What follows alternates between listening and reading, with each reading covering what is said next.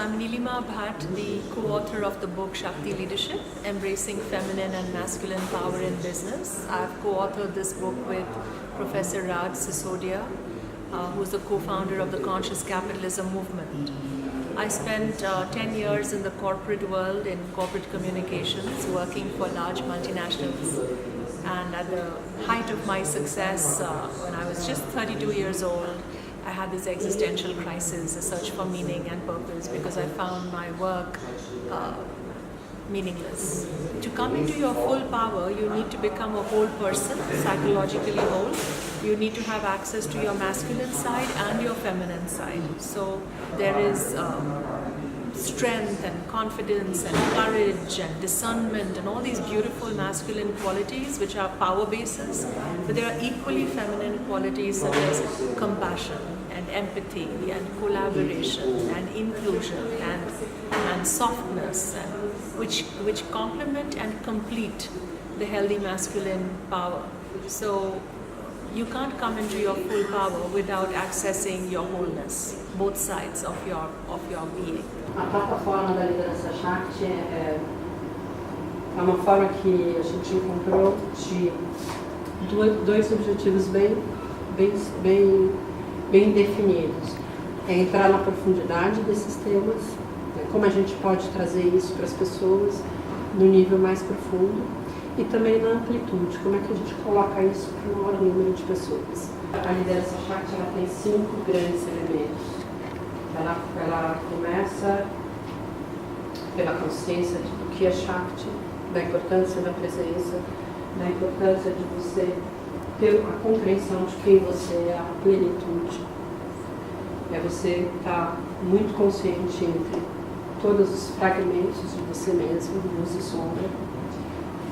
É você ter a consciência de como você atua no mundo com a flexibilidade, com polaridade entre feminino e masculino, como você também, com essa visão, entende qual é o seu propósito de vida e também em que parte da jornada do herói você está. Dentro do movimento do capitalismo consciente, eu tive contato com o livro da liderança Shakti, né, que foi escrito pela Nilima e pelo Raj, como a Maria Silvia comentou, e ele me causou um tremendo impacto. Tanto é que depois, posteriormente, eu decidi patrocinar a tradução do livro para o português, porque eu achava que isso devia ir para mais pessoas, né? E eu vou dizer qual foi o primeiro impacto que eu tive, lendo um trechinho aqui do livro para vocês, tá? Que diz assim: Shakti é o princípio feminino da energia divina. Ela é considerada como energia feminina porque é responsável pela criação. Shakti se manifesta como energia, poder, movimento, mudança e natureza. Uai! Tudo que eu sempre achei que era o meu masculino gritando alto em mim, era o meu feminino. Aí diz assim: o princípio masculino é Shiva, simbolizando consciência pura. Shiva é visto como observador imutável, inabalável e ilimitado. No advento da criação, nossas essências ficaram cindidas na dualidade Shiva-Shakti. Cada um traz Shiva e Shakti dentro de si como os princípios masculino e feminino. E aí esse livro me fez entender que a energia de restauração, de criação e de realização, ela vem do lugar do feminino. E que a capacidade de visão ampliada, estratégia, alta consciência, olhar para o futuro, ela é do masculino, né? E aí eu entendi que eu estava numa pegadinha, tentando curar meu feminino através daquilo que já era um feminino em ação. Percebe? E aí eu me fiz uma outra pergunta. Então, se eu achava que eu estava desbalanceada porque eu estava masculina demais, e na verdade eu estou desbalanceada porque eu estou feminina demais, qual é a sombra desse feminino que está atuando em mim e eu não estou vendo? Eu tive que ir para outro lugar de pergunta, eu tive que ir para outro lugar de reflexão. E aí, num outro trecho do livro, estou falando que esse negócio muda a vida da gente, viu? Num outro trecho do livro, há uma descrição das características do feminino imaturo. E aí o feminino imaturo, ele é sufocante, sentimental, carente, dependente, sem foco, irracional, manipulador. Alguém se reconhece? Não tem nada a ver com a gente. Alguma identificação, né? Não, né? E aí minha pergunta mudou de lugar. Se eu estou me sentindo desequilibrada porque o meu feminino está muito mais atuante que o meu masculino, em que situações então eu tenho me percebido assim? Que momento eu sou manipuladora, eu sou carente, eu sou dependente, eu sou sentimental? E a minha grande transformação foi reconhecer que nada tinha a ver com a minha carreira, que nada tinha a ver com o meu trabalho, que o meu feminino ferido morava no meu papel de mãe. O meu feminino ferido morava na maternidade. Era lá que eu usava a minha sombra. Eu passei, né, por momentos bastante difíceis, porque eu tive um filho com dificuldades sérias de relacionamento, de aprendizagem, de comportamento. E olha só, eu toda masculina, que eu achava que eu era, que eu podia ser assertiva, disciplinada, não. Eu me vitimizava, eu dizia tudo que eu faço não dá certo. Esse negócio não vai para frente mesmo. Sou eu que tenho que fazer tudo sozinha? Percebe a sombra do feminino agindo em mim? E aí, quando eu reconheci isso, a minha relação com meu filho mudou completamente. Então, a liderança Shakti entrou na minha vida para mudar meu papel de mãe, né? Por isso que eu sou tão grata a esse movimento, de verdade. E essa relação mudou porque eu comecei sim a acionar meu masculino maduro, que é aquele que eu achava que estava bombando e arrasando, mas ele estava adormecido, né? E foi muito interessante, porque quando eu fui acionar meu masculino maduro, eu fui buscar o quê? Tá aqui no livro, tá, gente? Não sou eu que estou inventando. Eu fui buscar clareza, assertividade, direção, disciplina, discernimento e estrutura. E eu tinha um grande medo de ficar estruturada demais e perder minha criatividade, né? E aí, gente, a resposta estava o tempo inteiro embaixo dos meus olhos, eu não enxergava. Se tem uma coisa que junta criatividade com estrutura, é jogo. Pensa no jogo tabuleiro qualquer que você já tenha jogado ao longo da sua vida. Não tem criatividade? Não tem estrutura? Então, o meu trabalho, que era desenvolver e criar jogos, estava embaixo do meu nariz o tempo inteiro, e ele me permitiria continuar usando a minha criatividade, mas trazer essa estrutura do masculino. E eu comecei a jogar jogos de autoconhecimento junto com meu filho. Se eu começar a contar as coisas que surgiram aqui, foram maravilhosas. A gente foi para um outro lugar de relação. A gente se conectou pelo coração. Alguma coisa estava desconectada, né? Eu nem sei o que, mas curou. Dentro de cada um de nós. E nesse trecho, ela diz assim, ó. Quando fazemos algo em grupo, com a intenção de curar e evoluir, não apenas nós mesmos, individualmente, mas coletivamente, elevam-se os níveis de ampliação e resultados profundos tornam-se possíveis.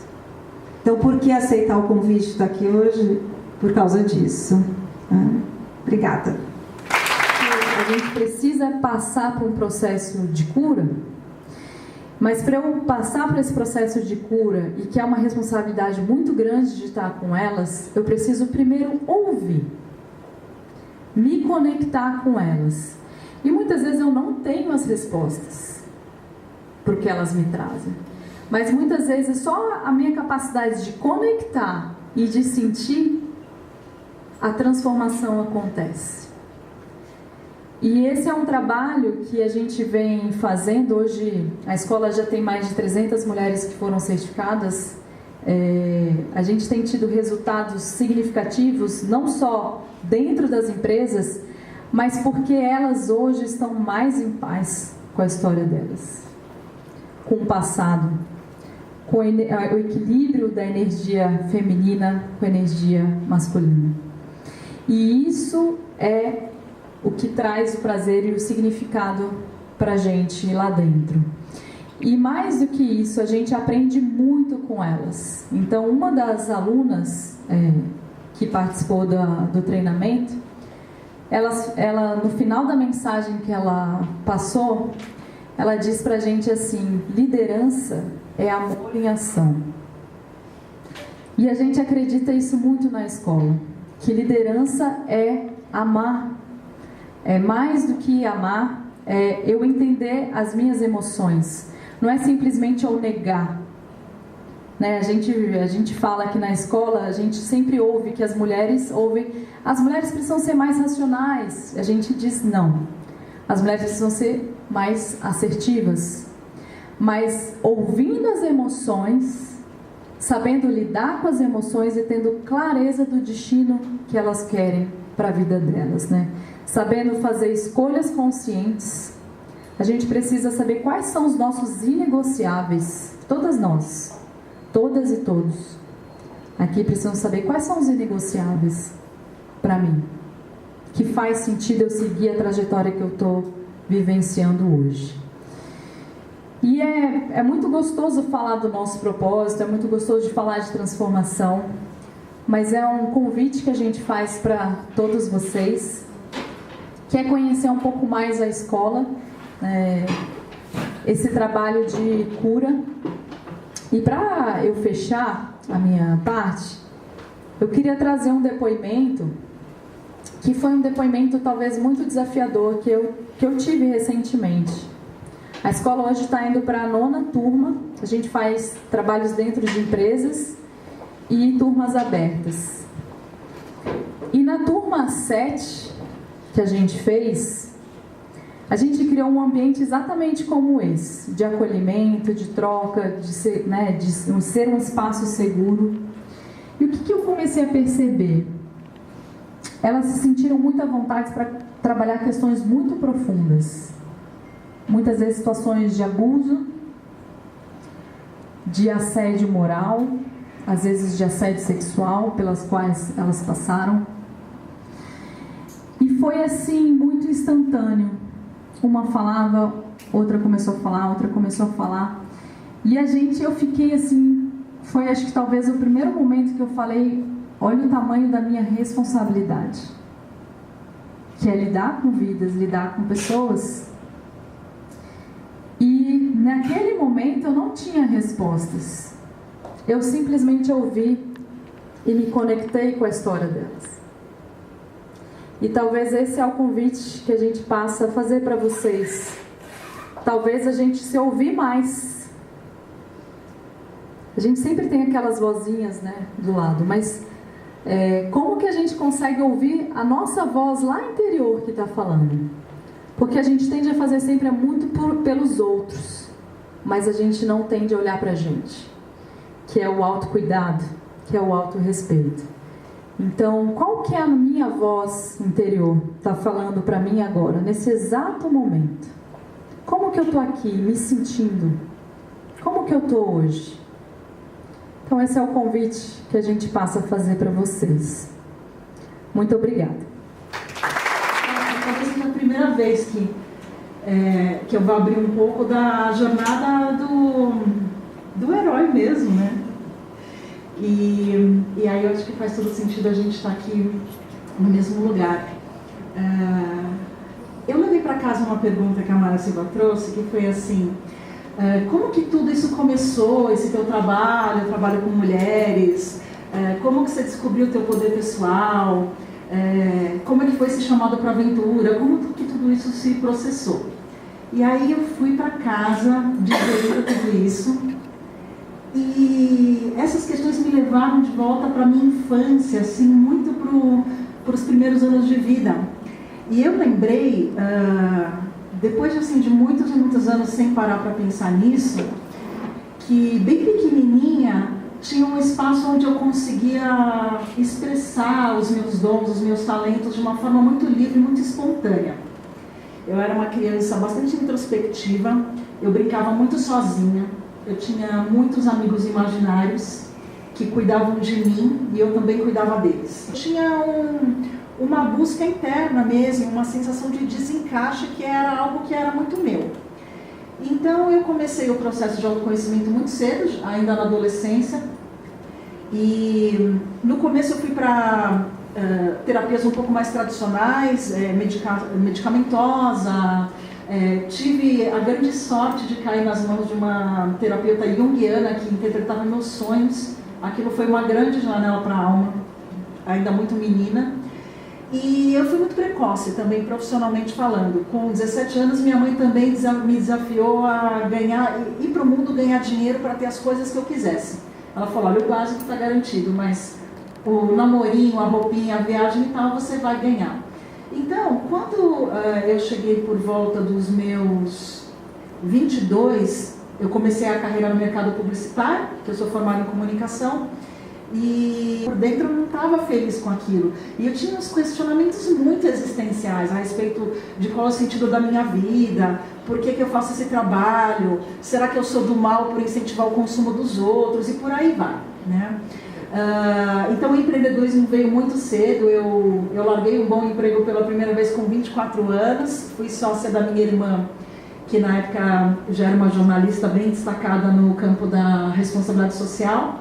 Nós tivemos uma empresa por 5 anos, foi muito interessante. Eu que tocava essa área mais executiva, eu aprendi bastante e eu continuei o meu processo de autoconhecimento, tendo como a espinha dorsal a tradição do yoga. Eu seguia a Kriya Yoga mais especificamente, aprendi a meditar, aprendi a respirar e eu fui mudando silenciosamente e eu fui fazendo esses ajustes na carreira como resultado dessas mudanças que vinham realmente de dentro para fora.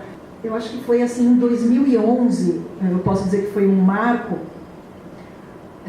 o ano em que eu considero que aquela busca incessante ela cessou.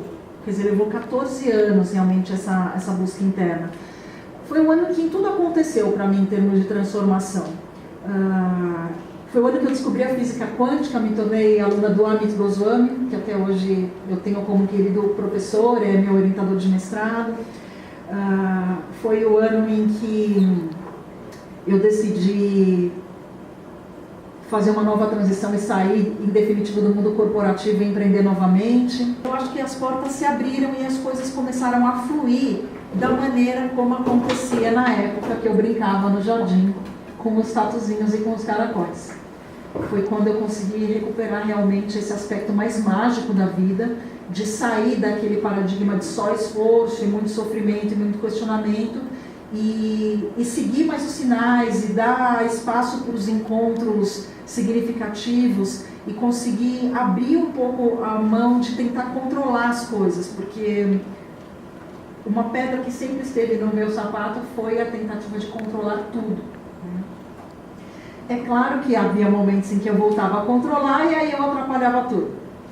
Mas, de certa forma, foi quando eu me senti no fluxo da vida de volta, né, a partir de 2011. E essa nova carreira se desdobrou desde então, num fluxo contínuo. Um pouco depois, em 2015, eu senti a necessidade de me desenvolver como líder. Eu já era coach individual, já fazia alguns pequenos grupos, mas senti a necessidade de me desenvolver como líder e até para ter uma coragem de falar em público.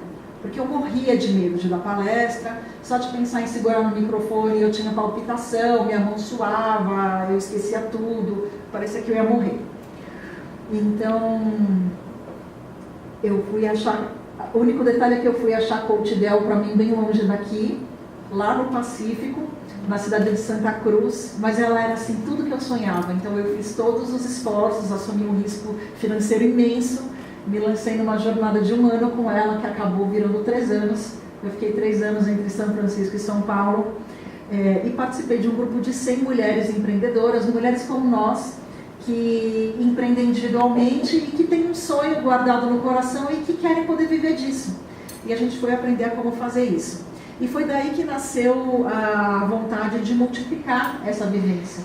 Então, desde que eu passei por essa jornada, eu venho multiplicando, enfim, tudo que eu aprendi, de todas as formas possíveis. E eu posso dizer assim, que hoje, depois de ter enfrentado o desafio que é curar o feminino, acho que ele nunca está 100% curado, mas posso dizer hoje que está assim, bem visto, bem acolhido, que eu sempre busco manter um nível de autocuidado adequado, porque a gente precisa ter para poder dar para os outros, né? E meu trabalho é lidar com a energia das pessoas o tempo inteiro e com as celebrações das conquistas que as clientes colhem no caminho, mas também com toda a resistência que emerge nesse processo. E tem o trabalho com eles também, de lidar com os líderes empresariais que perguntam por que eu preciso ter um programa só para mulher, ou por que eu preciso, afinal, ser tão empático assim quanto vocês estão dizendo, e por que eu preciso, afinal, mudar as coisas aqui e fazer esses investimentos e tal. Então, eu percebo que o poder para ter essa ação no mundo, seja qual for a sua ação, vem desse lugar de estabilidade interna, que a gente só consegue construir quando a gente se conhece, e quando a gente conhece o que é vulnerável, quando a gente consegue curar os nossos traumas infantis, pelo menos um tanto, para não viver num sistema de ficar só reeditando aquilo que nos fez mal, né?